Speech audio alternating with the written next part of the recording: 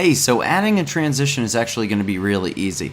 In OBS, we've got our two scenes. Let's say that we want to, I don't know, you're going to have more than two probably, but here's the two scenes that I'm going to work with today. So, if you go to scene transitions, you see how it's set to cut? I'm pretty sure cut is the default. So what we're going to do is we're going to click the plus and we're going to add a stinger. Let's call it something like, you can call it whatever you want. I'm just going to call this one stinger 2.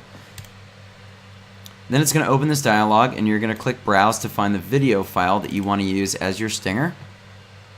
I'm going to change the time to this to frame, and then I'm going to put 20 in there.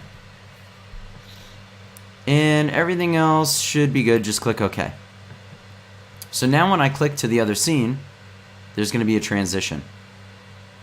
And I'll click back and the same transition file will play again. And that's pretty much it.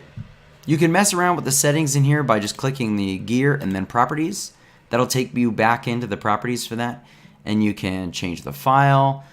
You can change the transition point, which basically tells OBS at what point in the transition video should it actually change the scene itself.